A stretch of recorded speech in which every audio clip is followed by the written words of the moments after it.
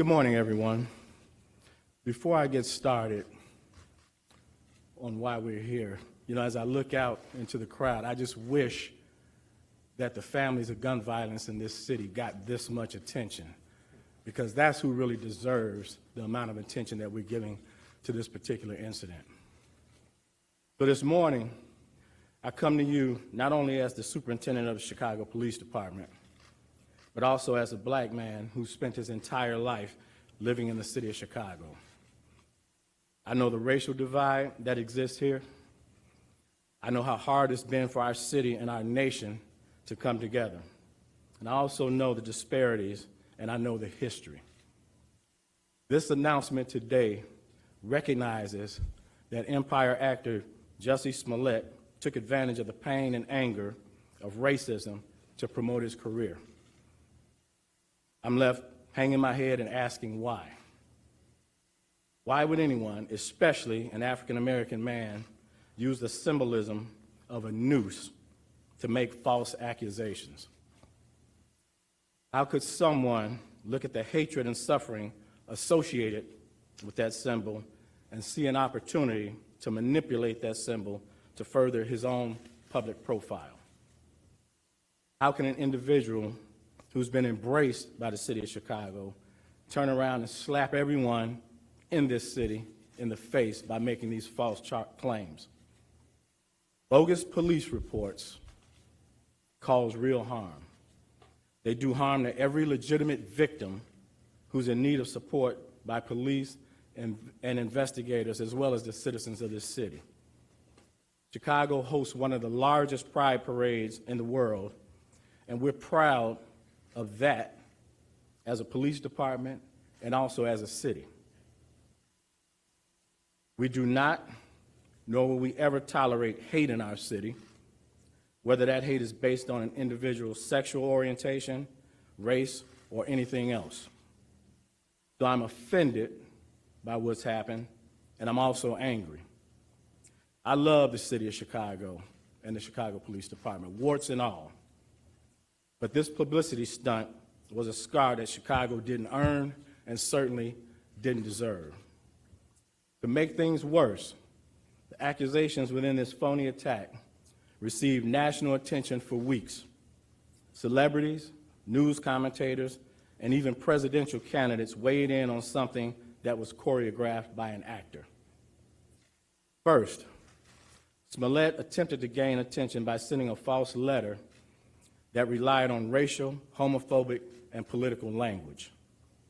When that didn't work, Smollett paid $3,500 to stage this attack and drag Chicago's reputation through the mud in the process.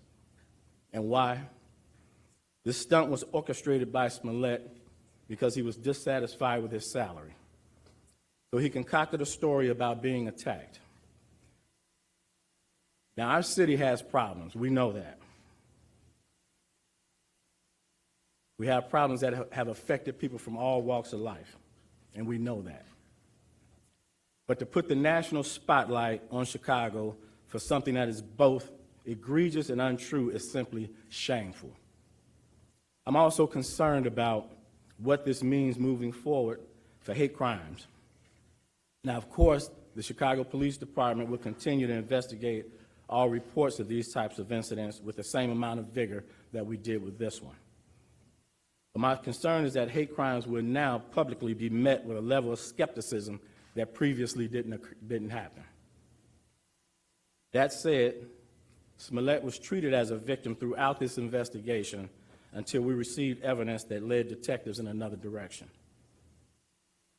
I couldn't be more proud of the unrelenting detective work that went into this investigation, and I couldn't be more proud of every investigator that played a part in it. The detective work that we saw in this case is indicative of the work that our detectives do every day in this city. This case in particular involved hours of video evidence, which when combined with old-fashioned police work, uncovered the truth. These detectives deserve all the credit in the world for carefully analyzing the leads and the evidence for weeks before coming to their conclusion. I'd also like to thank the FBI for their help in this investigation. The FBI's partnership with CPD has been pivotal in this particular case.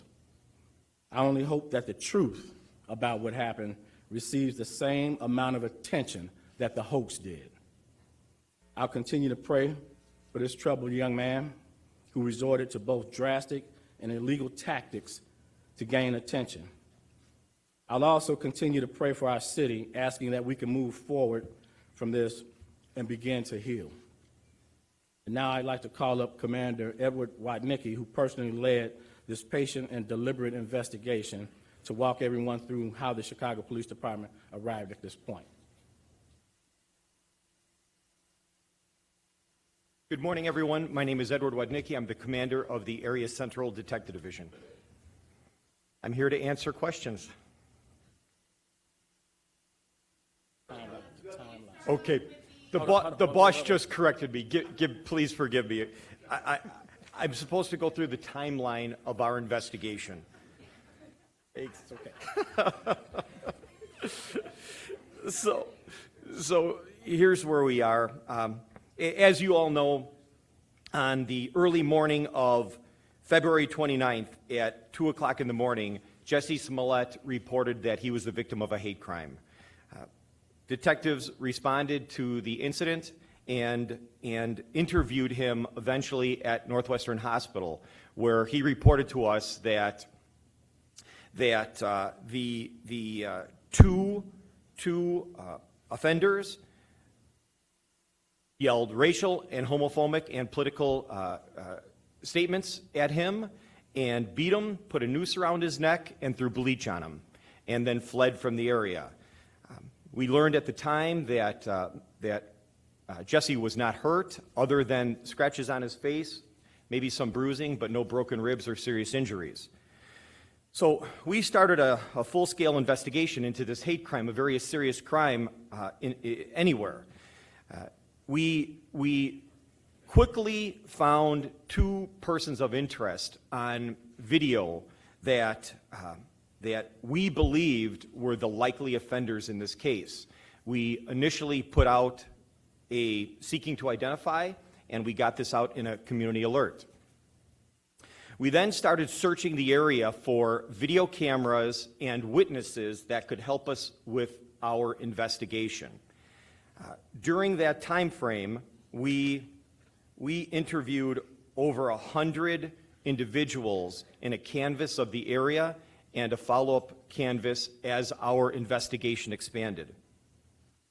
We located approximately 35 of our Chicago Police pod cameras in the area and in the areas that we determined these two persons of interest fled. We additionally found over 20 private sector cameras, and I got to say that was super useful in this investigation. The city came together to investigate and help the police with this crime. It was because of these pod cameras, our investment into technology in the city of Chicago, and the great assistance from the community in giving us those other cameras that led us to a really solid timeline of where our two persons of interest went. So in short, we were able to track them initially forward. So after the crime, we were able to see that they fled in a particular direction and eventually got into a cab. Our investigators located that cab, interviewed the cab driver, got some video out of that cab, followed that cab using all of these surveillance cameras that are located throughout the city, the pod cameras, to an area up on the north side where they abruptly stopped the cab, got out, and walked on foot. Again, the community came together to provide us with security footage from their private cameras. So at that point, we then started tracking these two persons of interest backwards to where they came from.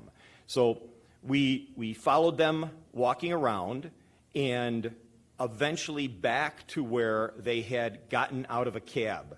So that was another individual that we had to interview and another individual where we sought video. We continued to track that cab back to the point where the cab was tracked down by our two persons of interest in a rideshare car. We then followed up on the rideshare, and that was the lead that we needed in order to identify the two persons of interest. At that point, we had a real good timeline of where these two people went.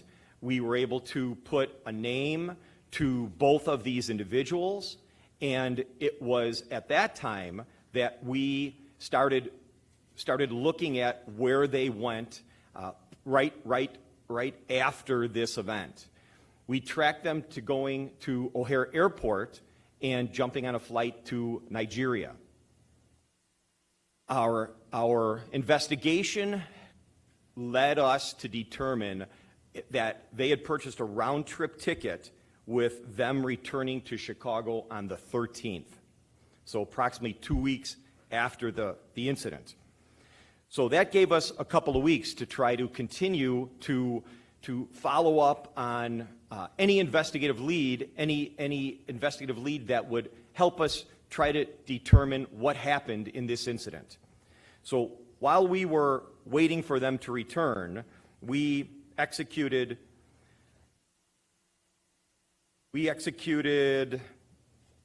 over 50 search warrants and subpoenas, working with our partners in the state's attorney's office, phone records, social media records, and records on individuals to help us illuminate the likely facts that occurred in this event. So moving forward to the 13th, we had a team in place working with the FBI, Customs, and our partners out at the airport. Airport police helped us tremendously, and we were able to locate and identify these two individuals, these two persons of interest, when they entered back into the country at Customs. We took them into custody. We read them their rights, and they both initially asked for an attorney. They were brought to Area Central Detective Headquarters so that we could process them, and it was at that time that their attorney showed up. I think you've all seen her on the news the last couple of days. She came to us, and after speaking with these two people of interest, she said that something smelled fishy. She did not think that they were the offenders as were reported. She worked with us very, very closely to get to the point where she came to me and said, "You really need to talk to these guys. I'm going to allow them to give you a video interview with us present, and we're going to have you hear their story. They are not offenders, they're victims." It was at that time that this investigation started to spin in a completely new direction. You've heard some of the statements that their lawyer, Ms. Schmidt, has made, and it was at that time that we took the information that these two individuals provided to us, and we substantiated the timeline and the details that they gave to us in this interview. We were able to substantiate those things.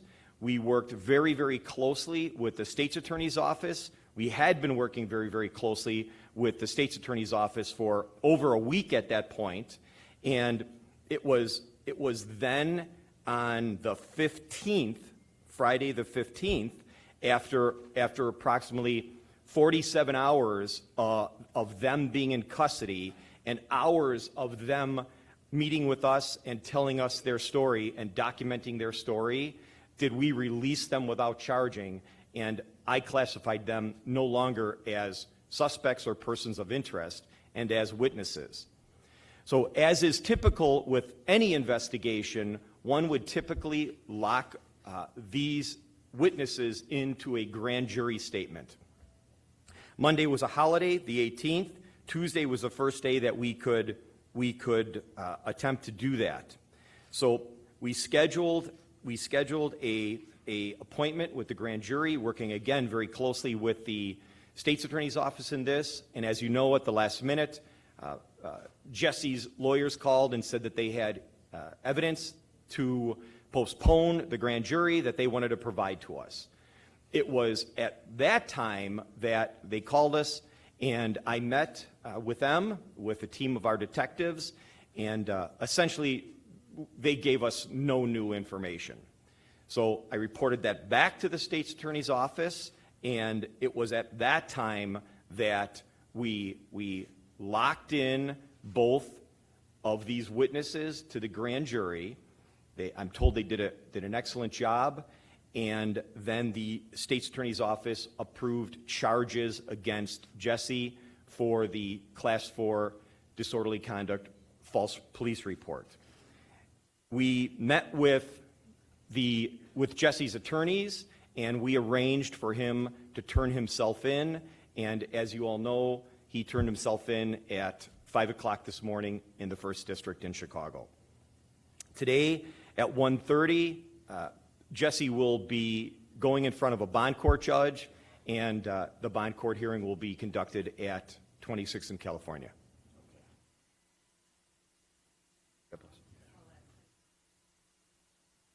Say again?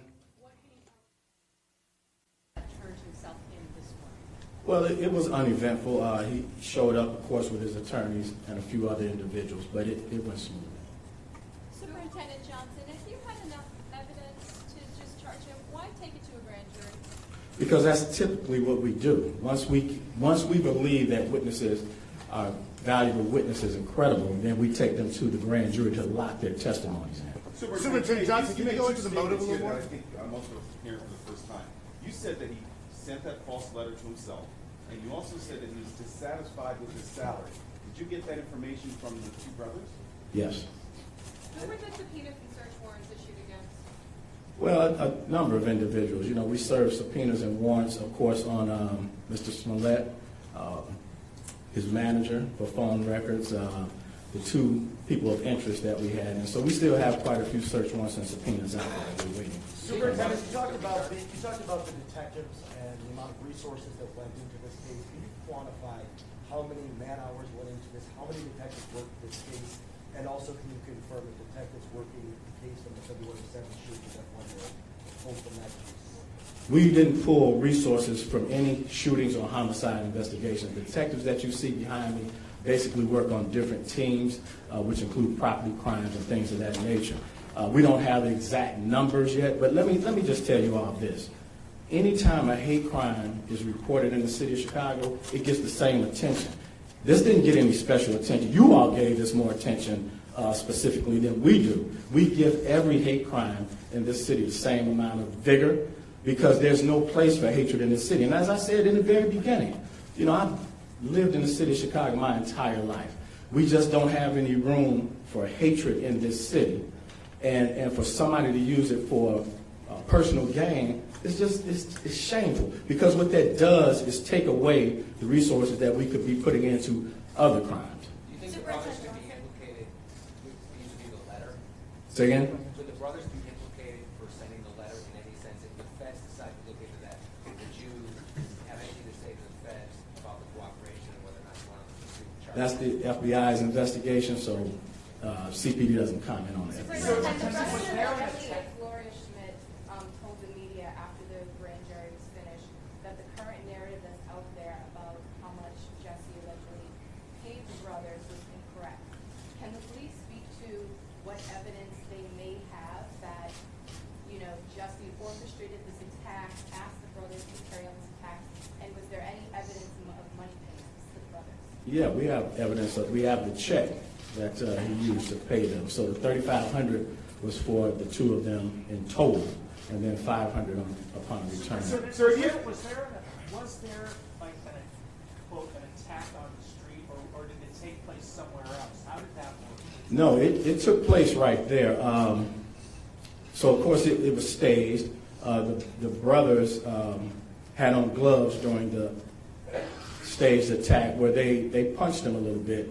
But as far as we can tell, the scratches and bruising that you saw on his face was most likely self-inflicted. Superintendent, how you learned about the motive of this? How did you react when you learned about the motive of this? How did that teach you and all the detectives when you finally figured out what the motive was? So let me reiterate again. You all heard me state consistently that we were treating Mr. Smollett like a victim, and we did. We might have had some peculiarities with the case, as we do with most cases. So it wasn't until the 47th hour of their 48-hour hold time that we could legally hold him in custody that it took a change. So we gave him the benefit of the doubt up until that 47th hour. But when we discovered the actual motive, quite frankly, it pissed everybody off, because we have to invest valuable resources. A lot of what I want you all to really understand is when you all put things out there into the universe that's not actual facts, then it causes us to have to chase all that stuff down. Those are resources and time spent that we'll never get back, that we could utilize for another investigation. And let me be clear about something. The shootings and homicides in this city were not impacted at all by this particular investigation. And again, we give the same amount of resources to every hate crime that's reported. Was the attack purposely done out of camera? Did they know where the cameras were? I think that they knew where that one camera was, but unfortunately it didn't capture the event. So I believe that Mr. Smollett wanted it on camera, but unfortunately that particular camera wasn't pointed in that direction. You said that search warrants were executed on Mr. Smollett's manager. Is the Chicago Police Department looking at Mr. Smollett's manager? No, not at this time. Mr. Smollett said that he was on the phone with his manager at Yes. the time. Was the manager, Brandon Moore, involved with this? Did he know it was a ruse? He was on the phone, but whether or not he knew it was a ruse, we can't speak to Are it. you guys interviewing him? At some point, we'll talk. Superintendent, at one point when this case started getting pretty thick, people started pointing to things like the police department. How did you take that when you saw people starting talking negatively about the issues that were going on in the city? It was upsetting, and I want you all to realize this. So we've been working on this investigation for about 3 weeks. We've solved several shootings and homicides in that period of time. So we don't take away resources from violent crimes of that nature just because this person is a celebrity. Again, you all gave this a lot more attention than it probably deserves. So when you get the opportunity, the shooting victims and families in this city that are victims of those crimes, give them the same amount of attention. This shouldn't have garnered the attention that it did, but it did because of his celebrity status. Superintendent, from the He outside was looking in, allegedly practiced the hate crime before it actually happened. So if that was the case, why are they not being charged, or in that situation, should they be charged? How are you guys figuring that out? So Mr. Smollett is the one that orchestrated this crime. They became cooperating witnesses in the 47th hour of their 48-hour hold time. So now they are witnesses to what he did. So he has to be accountable for what he did. He orchestrated this. Does being accountable mean he should have to pay all the money back that was invested in this massive investigation? Well, I think that's a subject for another day, but of course, it's because of what he did that we had to invest all these resources. Mr. Superintendent, did Smollett Kim made any Fox? statements while in custody? Is he still maintaining his innocence? He hasn't made any statements at this time. Do you have text messages? No. Do you have text messages between? Kim Fox's decision to recuse herself of that speed in solving this case or bringing charges? No. Kim Fox and I, look, I'm a police superintendent. She's Cook County State's attorney. So we talk almost every day about different cases. So the fact that she recused herself didn't impact the case at all. Did she drag her feet in any way? Say again? Did she drag her feet on this in any way? Listen, we have a great relationship with our federal partners, and we certainly need to have a good relationship with our state's attorney's office, which we did. So, again, you all have to remember that the erroneous rumors and innuendo that was put out there in the beginning was just that. This investigation didn't turn in the direction of Mr. Smollett being a defendant until the 47th hour that we had those two individuals in custody. So one more hour, we'd have had to let them go. We may not be here today. So the state's attorney didn't drag anything. We needed to put the case together. These things take time. This isn't TV. Okay? This is real life. So it takes time. Do you have text? Superintendent, there were a lot of leaks in this case. Was that intentional at all? Well, who's to say the leaks came from us? Just because there are leaks out there doesn't necessarily mean it came from CPD. I heard particular things that were out there that I knew was simply untrue. So it doesn't mean it came from the police department. Do you have text messages or other exchanges between the brothers and Jussie? We have the phone records that clearly indicate that they talked to each other quite a bit before the incident, after the incident, and while they were out of the country. Jussie and the brothers, you mean, the phone record? Yes, That's what you're referring to. yes. Superintendent, do you know that Smollett tried to make contact or made contact with his brothers after the attack? You mean right after, like moments afterwards? After the attack, or attempted to make contact in the weeks following the attack? Yeah, I just said. So we know that they talked at least an hour or so before the attack, an hour or so after the attack, and then while they were out of the country. We know that Do they you know talked. if Jussie tried to recruit any other people to stage this attack, or were the brothers his first choice? I don't know if they were his first choice, but that's who ultimately did it, but we don't have any evidence to suggest that. Why did you choose them? That the brothers might be victims in this. What did you mean by that? That the brothers might be victims? Yeah, were they coerced somehow or manipulated or how would you describe them? I think that's what the commander said. Yeah, boss, I think that, I think the fact that this was staged and that Jussie hired these two guys to stage this for his benefit and then spin this into a criminal investigation put them in a really tough spot as well, to the point where now they were arrested for a hate crime, and only because of just the incredible work by the entire team did we get to the point where we were able to get the truth from them, and now we are where we are today. Commander, why did Smollett hire those two brothers? I mean, can you describe like what their relationship was, like how close they were? Smollett was with those two brothers? Yeah. So one of the brothers worked on Empire, so they had a relationship, an association. So he probably knew that he needed somebody with some bulk, and he knew them. They had a previous relationship, so that's probably the only reason he chose them. Sir, did you see Jussie's interview on Good Morning America? Where it was? Good Morning America. Good Morning America. Yes. Did you see the interview on ABC? I didn't see I didn't see the entire thing. I saw a couple of parts of it, and to be quite honest,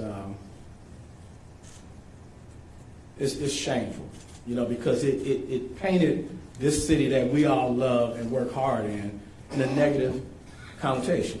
To insinuate and to stage a hate crime of that nature when he knew as a celebrity it would get a lot of attention. It's just despicable. It makes you wonder what's going through someone's mind to do something like that. So yeah, I saw a couple of parts of it, and I was angry by it, to be quite honest. How quickly did you all know that There were this? two cabs. They took a ride share to the crime or on their way to the crime. Then they took a regular yellow cab afterwards. Yeah. If it wasn't for the ride share, which you have a profile for it, it has their identity, would you guys be able to figure out who these guys were? Well, you know what? That certainly helped, and their account information on that really pinpointed who they were. But who's to say whether or not we would have or not? You mentioned let me tell you this. These individuals you see standing behind me, the detectives in Chicago, in my opinion, are probably some of the best detectives in this country. So I have no doubt that they would have gotten to the bottom of this. Is that?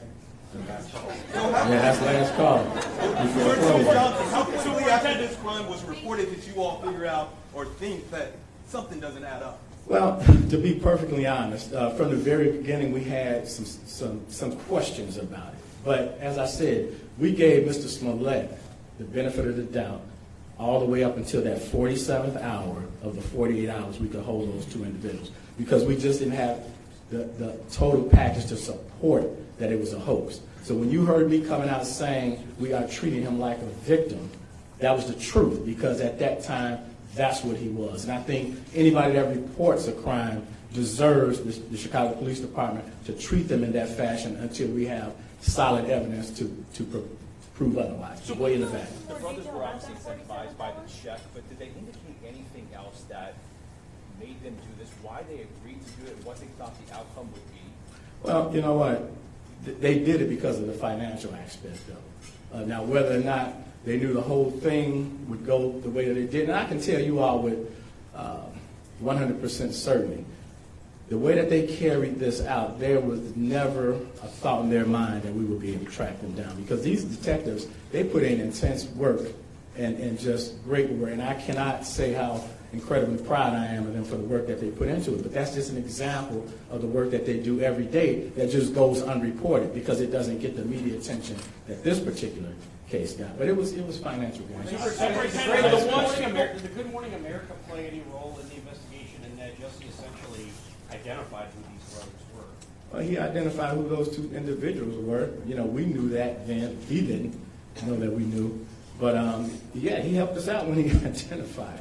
Did you identify the brothers specifically with all of the video surveillance? When was it in the investigation when you realized their names and who they were? Was it when you tracked? That was after the that ride-share account. So Yes. what day was that? Where was that in the investigation? Probably about a week later. Superintendent, the one piece of evidence then just confirming that he wanted was not found on camera, the roughhousing, the minor No. stage beating. It's not on camera anymore. That was the one piece. We have about, I would say about 2 hours of footage back and forth, and those few minutes were not on. You Was meant, it bleach they poured on him? Say again? Was it bleach they poured on him? We don't know. Yeah.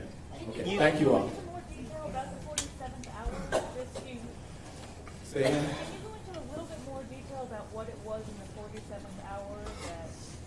Well, that's at the 47th hours when the two brothers decided, like the commander reiterated, that with the help of their lawyer, they decided to confess to the entirety of what the plot was.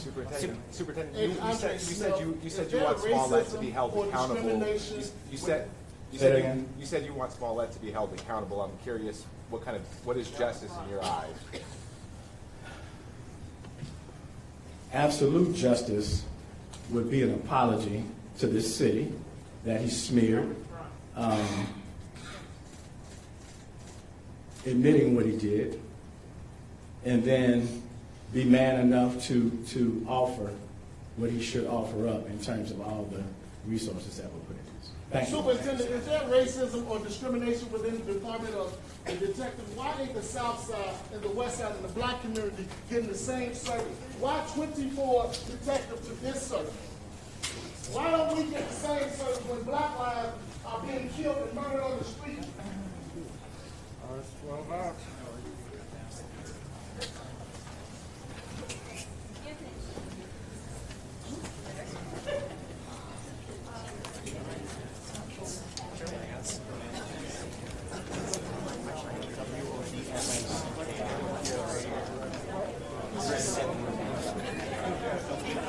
Sorry.